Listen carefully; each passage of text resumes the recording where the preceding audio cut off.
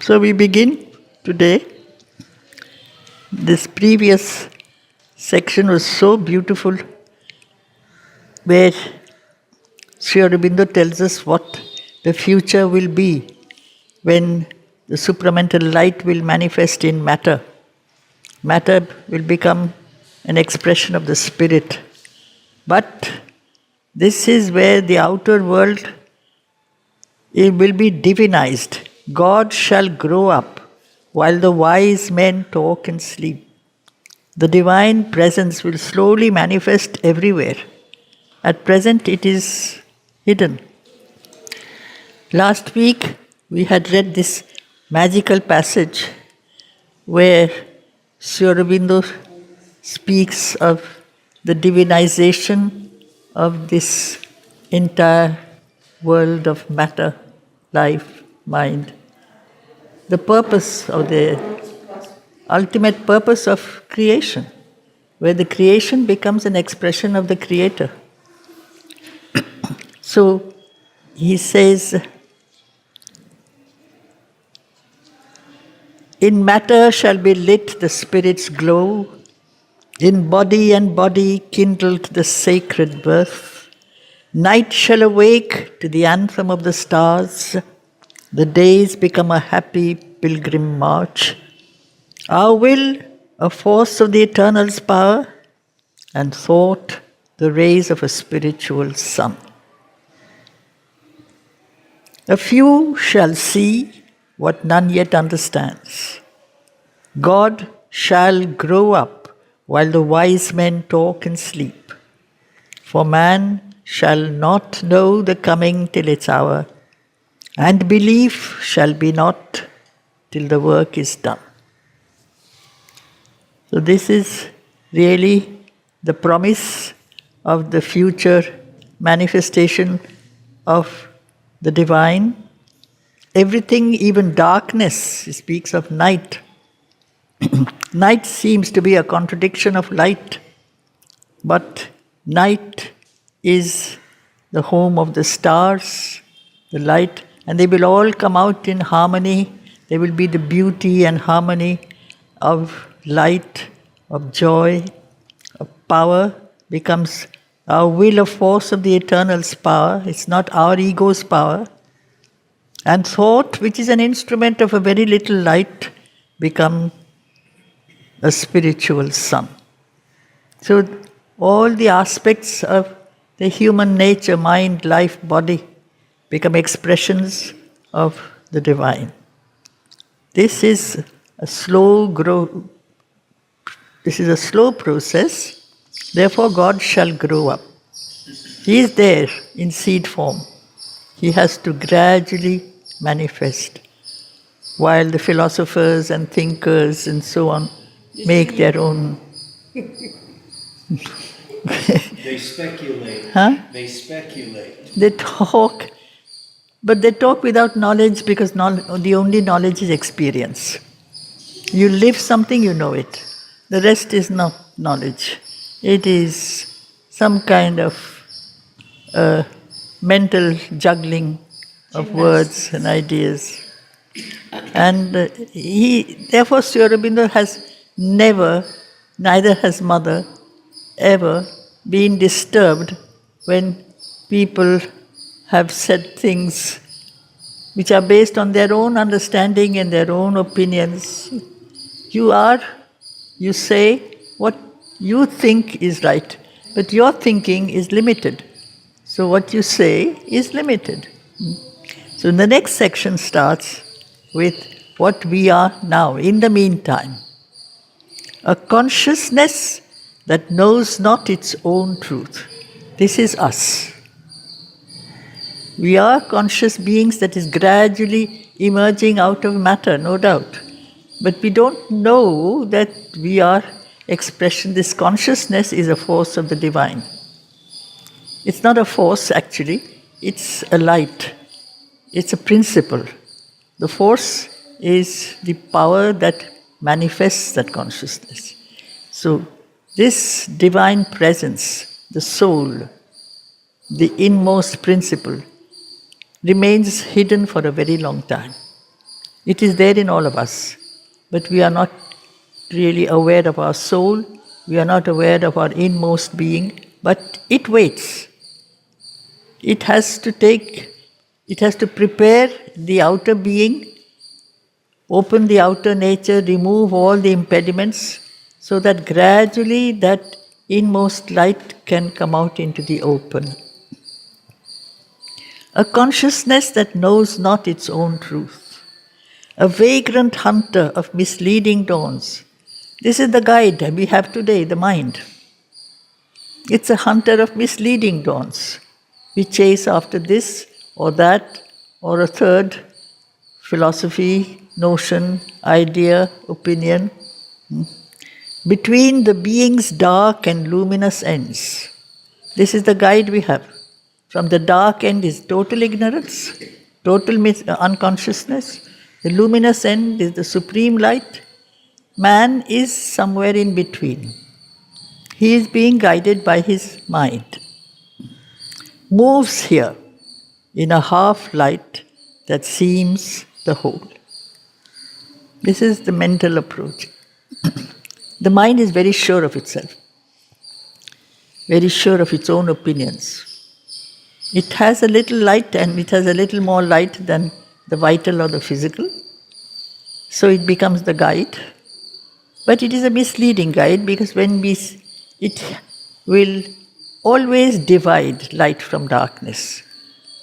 In order to prove something right, you have to have something wrong. You can't see the whole. To be able to see the whole, the absolute, complete knowledge, you have to become that. Otherwise we can't see. We see according to our vision. Our vision is partial. An interregnum in reality cuts off the integral thought, the total power. Interregnum is a period between two reigns. So there are two realities, the supreme unconsciousness, which is the base, it is tamas, it is matter, it is inconscience. It is the starting point. And the supreme manifestation of absolute light, these are the two realities which are essentially, when we go far enough, they are the same. The absolute, which is darkness, the absolute, which is light. They have the same origin, they start from the same conscious force. But mind, after a slow evolution of growth and change from body to life, when mind appears, then it cuts off that totality. Mind is not very modest. It is not humble. It's very sure of itself. So it is sure that it knows, and what it doesn't know, it doesn't believe in. It eliminates. It said, this doesn't make sense, this is not true, this cannot be truth. If you tell mind that darkness is the source of light, the mind will not believe it.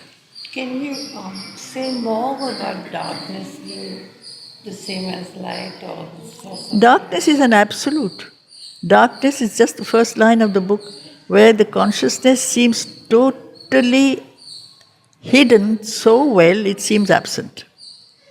Oh, it's just... But it is there. yeah, It is from there that all light grows. So that's the first canto, was the symbol dawn. Dawn is something that grows out of night. So light is hidden in the night. But as long as it is hidden, you don't see the light. You only see the darkness. And there has to be darkness for a long time. As long as man is a mental being, he has a choice. Does he choose darkness or does he choose light? He prefers sometimes some kind of darkness. Absolute light perhaps is too dazzling, and his mind has to shut down, and he doesn't like that. But a little bit of understanding, which gives him like some direction. But when you walk along a path, You're walking on one path, you're not walking on all the other paths at the same time. Whereas in the supramental consciousness, there is no one path. There is a complete manifestation. It is spherical. It is circular. It is not linear. Mind is linear. For darkness, he says it's like being, feigning not to be. Or the Yes, but one it is the feigning mother. not to The be. darkness is also the mother. That is the whole thing. For a long time you feel she is not. But she is. If she were not there, you would never ask for light. So she actually gives us some impetus that I don't want to be like this. If suffering were not there, you would never ask for joy. There comes a point where you don't need the suffering. Yes, you don't need. That point comes much later. Right. As you the way we are now, often, it is something that shakes us out of our placidity, a self-satisfaction. You get a shock, you get a blow. It forces you to wake up. But the blow is not pleasant. But it is this diversity or multiplicity or play of opposites has a role to play in the development of consciousness. You learn to choose. Yeah, and then the opposites are not like hostile to each other, they are complementary. Exactly like all the colors, the diverse colors. They're all expressions of the white Of the light. one. You see? So everything is an expression of the one. So when you know, there's a very beautiful passage that comes later in book 6 when Narad talks of the future world of perfect manifestation. And as he spoke, the demons wept with joy for seeing the end of their long, dreadful task. They had opted to become demons, the supreme sacrifice. They come down to be demons so that man can wake out of his, understand how ignoble it is to be in that situation when you can climb up, but man doesn't seem to do anything about it except complain. He likes to complain. But the day when the need for the demons will no longer be there. They will go back to the one from whom they came. So they are projections also. All the rays of the sun project from the same sun. They go in different directions. So here, this mind, in the meantime, an interregnum in reality, cuts off the integral thought, the total power. Here, thought is light. It is, after all, a power of wisdom, of knowledge. It circles or stands in a vague interspace. It's very typical of the mind, go around in circles, moving. It doesn't really give you, the one thing mind wants is certitude. The one thing it lacks is certitude. You say, yes, probably this is true, but then there is the other side. So you go to the other side and that also seems to be right. So it keeps on and on moving in circles. Because mind doesn't have the power to experience. It has simply the power to some kind of judgment and understanding, but it is not direct experience. Doubtful of its beginning and its close. Doubtful that light should have ever come out of darkness. It's not very sure. Close. Is it sure that the day will come when mind will be replaced by another principle, the supermind? Mind doesn't want that. We are mental beings, we are mortals, this is our pride. But actually it is almost pathetic that we associate ourselves with this. So it circles, this interregnum in reality, circles or stands in a vague interspace, doubtful of its beginning and its close, or runs upon a road that has no end. Far from the original dusk, the final flame. Far from the original dusk, far from the final flame. Dusk is half light, because that total darkness is a mask. As he says on the first page of the book, the darkness failed and slipped like a falling cloak from the reclining body of a god. It's just a cloak. In some huge void inconscience it lives. This mind doesn't know the origin, doesn't know the end, doesn't experience anything. It is our guide. It lives in the void. It doesn't know where it is going. We are following this mind. It is there. It is our only guide. And the sense of something which you say is nothing. That is why man says then you have to move away into some other plane of consciousness. All this is Maya, all this is illusory, all this is incomplete. If you want completeness, you have to have only light and no darkness, only pure eternity and infinity, no form, no world, no manifestation. This was the goal of knowledge, the ancient Jnana Yoga. I like that. Like a thought persisting in a wide emptiness, which means it is hanging in the void. But can anything exist in the void? It doesn't. There is no void then. If something is, it has to have some source from which that existence comes. So we can't see the source, we can't see the divine, we can't see the origin. We can only see what is there. Where does it come from? You don't believe in the divine, but you have a world around you. Where did it come from? You say it is energy. Yes, true. Where did the energy come from? That the mind can't answer.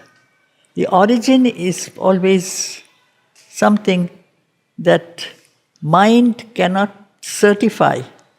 It can guess. So, as if an unintelligible phrase suggested a million renderings to the mind. Unintelligible is that which is hard to understand. So, the phrase is hard to understand. That doesn't mean it is something that is wrong. I can't understand. And the pride of the mind is that when I don't understand, and I think I have a very sharp, clear mind, and I don't understand something, then that thing is obviously wrong.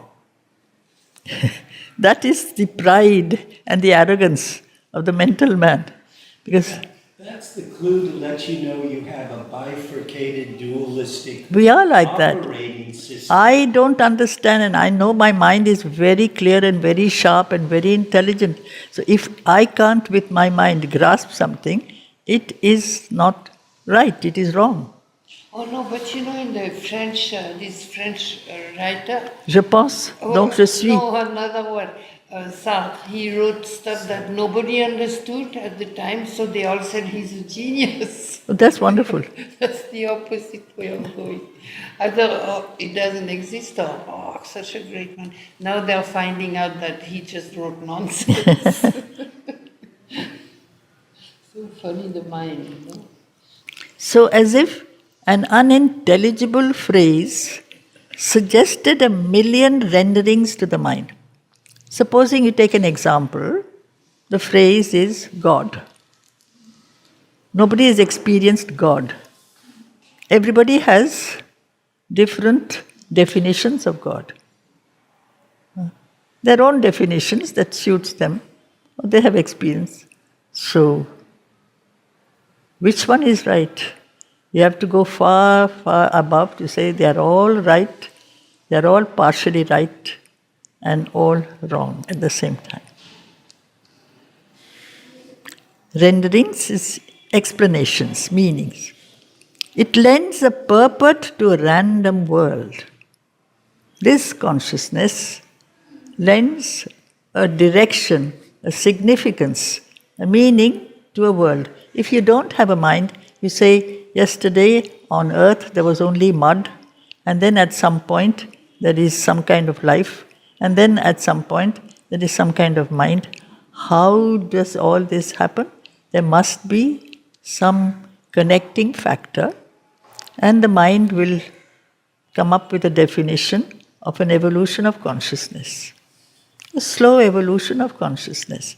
So there in the random world, you said it is moving, but in what final direction? It is moving in circles. Because the mental man goes back to matter, goes back to a new bodily life, a new mental existence, and then goes back again to the world of matter. It doesn't make much sense if you see only that much. It's a random thing. A conjecture. This is also not sure. Everything is a guesswork. All the definitions of intelligence are abstract. And if they are abstract, they are conjectures. They have to be verified. And that is why one aspect of the mind which is extremely practical, this is the left-hand side of the mind, it is said, of the brain, it's practical. It bases itself on experiments. That much is guaranteed. But if you speak with the help of your intellect, you deal with abstractions, ideas. You say, it should be like this, if this is so, then it should be like this, then it should be like that. Should be, perhaps, but have you seen? Have you known? Have you lived that? Not yet, maybe someday. So there is a kind of a sense of incertitude. So a conjecture leaning upon doubtful proofs, a message misunderstood, a thought confused, missing its aim is all that it can speak, or a fragment of the universal word. This is the interesting line. This mental understanding is a fragment of the universal word. Word is a projection of a conscious intention. When I speak, behind my word, I have put my thought. Behind my thought is my intention. That is always there. So the word is just an outer manifestation in sound. Word has sound, but it is conscious force. However small or however defective it may be, there is an element of conscious force in a word, which is not there in just the bare sound. That is why Sri Aurobindo says the word has power. And the written word has more power, because it becomes stabilized, solidified. It conveys something, but it leaves two giant letters void of sense. So the fragment of the universal word is the whole concept of existence, with the mind which cannot say, where is it? Where does it begin? Why is it there? Where does it end? All I can say is, it is there. The world is there. What for? That I cannot say. So I don't know the original plan. I don't know the final goal. So the middle term of the word, it is as if two giant letters void of sense, while without sanction turns the middle sign. It just is the word is, the world is, the manifestation is, it exists. Where does it come from? And where does it go? I have no direct knowledge of either of them. So, its sanction is my mind doesn't approve. So I say it is meaningless, this world is pointless, it has come out of nothing, it goes back to nothing. Dust thou art, to dust returnest. But even that dust, where did it come from?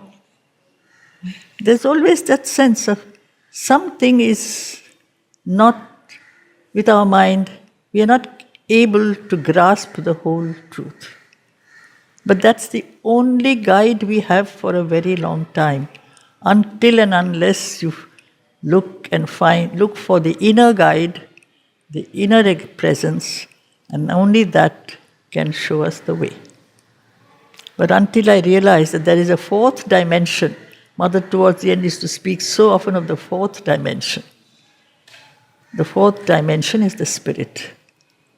You have body, life, mind, but the fourth is the spirit.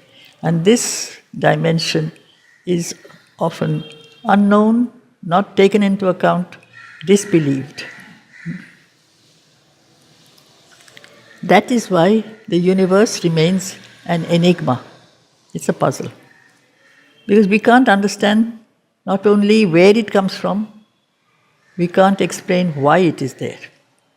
Why are we here? If we have come here only to go, we might as well not come at all. This is the solution that Shankara found, that Buddha found, that early Vedantins found. Just leave. All this is useless. All this is unreal. It's only a show. It's a play, it's a shadow play. So, it leaves two giant letters, void of sense, while without sanction turns the middle sign, carrying an enigmatic universe, as if a present without future or past. Is giving us a simile and a comparison. The future is not yet, the past is gone. The present is there, real, for such a short while that it is gone before you can think about it. So then, is time, and all existence takes place in time, is time, which is the field of our existence, have a reality? Is time something that has a reality?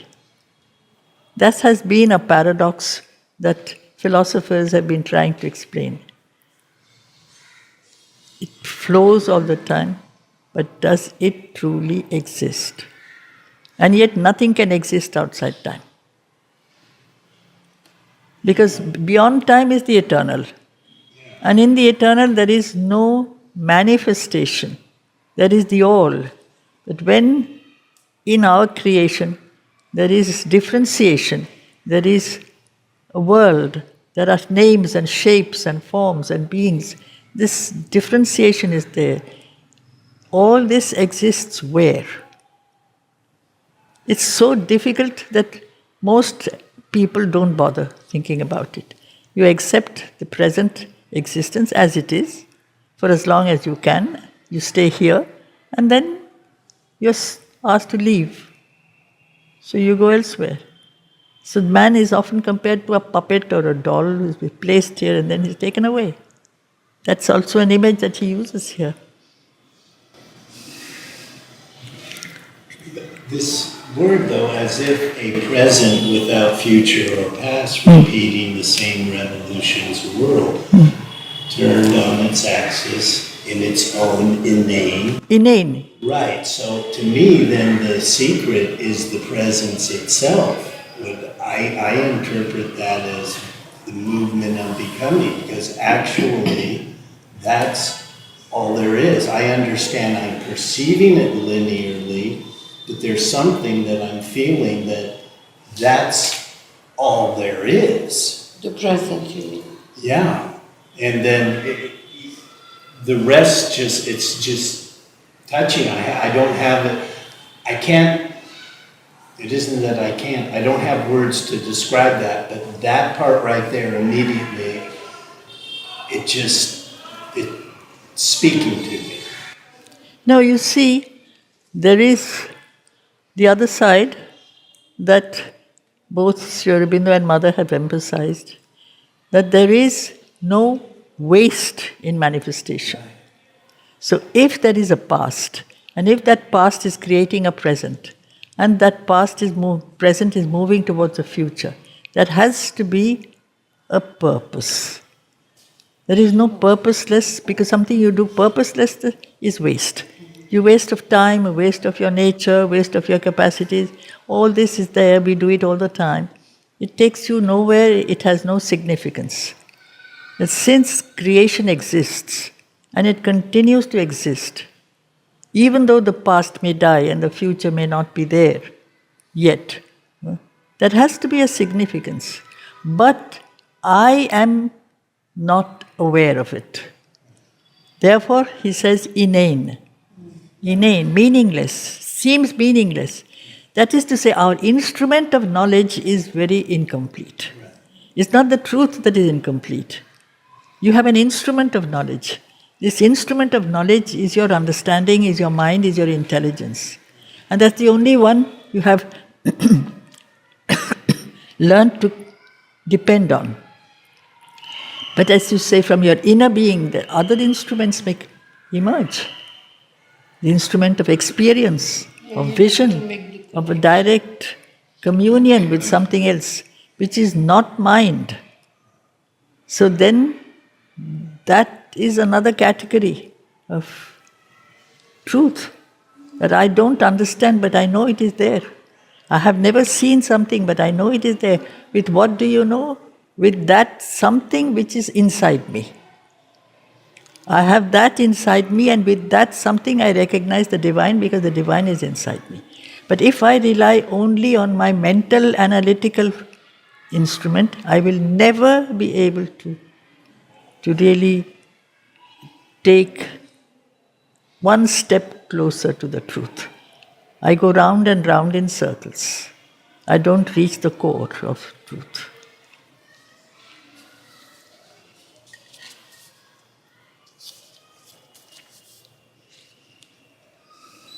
So it is repeating the same revolution swirl, turned on its axis in its own inane. Thus is the meaning of creation veiled. The meaning of creation is to express the Creator. But it doesn't seem to us to be so. Because first you have to believe. Then only can you move towards the experience you believe in. Something in me says that there is a divine presence. I don't know it, but I know it is there. Then I can make my journey towards it. I have to remove my resistances, my ignorances, my doubts, my disbelief. It's a long, slow process, but I can do that slowly. But if I don't have already a goal or a belief at the end of my life, what am I heading for? Am I heading anywhere? It's always that, when you are going on a journey, and life is a journey, it's the end that precedes the beginning. Because the end is there, you're making that journey. Because the goal is there, you have the hope. If there is no goal, and that is the problem of the mind, that life, as Mother says, which an aimless life is a joyless life. But upon the quality of your aim depends the quality of your life. So if your aim is you're shut in the world of matter and ego and develop the powers of the body and the active surface mind, you acquire all the enjoyments that help you live in the body. You become wealthy, you become strong, you become famous, you become whatever you think you should be. But then that sort of goes away. At some point you say, then what have I done with myself? But if you are aware that I am not just this, yes, I am this as of now, I am still poor, I am still ignorant, I am still dark, I am still ignorant, but I know without knowing mentally that there is something else. That is my, you might say, stepping stone to the next stage. Otherwise, we repeat the same revolutions whirl, turning on its axis in its own end. Thus is the meaning of creation veiled, for without context reads the cosmic page. It's like reading a line, you don't know the text, you just read a line. Or the cosmos is an expression of the divine. So sometimes he has often used the image of the divine being a scribe, a writer, a dramatist, all the things that he himself was. But if we don't know or even have a vague inkling of the power of that wisdom that has projected itself into creation, it is that projection that is manifestation. It is that wisdom which is there behind the appearances. If I don't know that, I read the surface, or that I look at the world as it is on the outside, and if it is without any connection with the truth that is slowly being developed, the truth is evolving, manifesting itself progressively. It doesn't come to us straight away. So gradually there is a journey of consciousness. That journey is not smooth. It's not straightforward. The lower forces have their own character, they have their own purpose. The purpose is to resist. The purpose is to throw us down. So they do their work very well because we don't strengthen our faith or belief. So this is why it's an adventure of consciousness. It's an adventure. You have to dare. To venture is to dare. And you have to break out of your smallness. So this is like knowing the context. When I say something or you say something, the same thing can be said by different people, but in what context? What is the background? What is the purpose? What is behind the text? Unless that is known, nothing is known. And this is what we usually fail if we are only philosophizing. We are only using the mental instrument. We have to turn it into spirituality, yoga, which means the beginning of experience. It starts small, no matter, but it starts. Gradually it has to grow. For the meaning is of creation. Creation is an expression, like writing is an expression. So he uses the image of the writing, the cosmic page. But I just see the present, I don't see the past, I don't see the future, I can't. I don't see the purpose, I don't see the plan, I don't see the writer behind, I don't know him, I don't know who and what he is, what is the force that is at work. I don't know anything, I just see what is just on the surface. This is man's mental knowledge. I don't know where all things come from and where they are going. So this is why the meaning remains veiled. Its signs stare at us like an unknown script. I see creation and I don't recognize it because I don't know the alphabet. If I'm shown a page of Chinese, I say it's very beautiful perhaps, but I don't know anything about this because I can't recognize anything, it's only lines. But it's exactly the same. The world is beautiful, but I don't know why, I don't know where it comes from. If I'm a little sincere and honest, I say, I'm really stupid. I know nothing. The mind doesn't like to say that. A developed mind has to finally accept humility. This is something certain very great scientists also have said. Einstein speaks of humility at the end. To say, I don't know why. I speak of energy, but where does it all come from? You realize how little we know. And that's the very fine starting point. So, as if appeared screened by a foreign tongue, or code of splendor, like a beautiful calligraphy. Beautiful. Like every writing is a code, isn't it? It's a fixed message, it transmits a message. But like all codes, the way something is transmitted and the intention are two different things. You write one thing, it signifies something else, then only is it a code. And the universe is that. It's an expression, but its significance is something else. But I have to have the key. I have to have that kind of knowledge. A portion of a parable sublime. That is a parable. A parable is a story which is outwardly, apparently simple, but its significance is not. Life is not just breathing in and breathing out. Its significance is something else, much greater, much more beautiful, much more wonderful. If I can connect with that wonder that is behind life, that's why he calls it sublime. It's marvelous.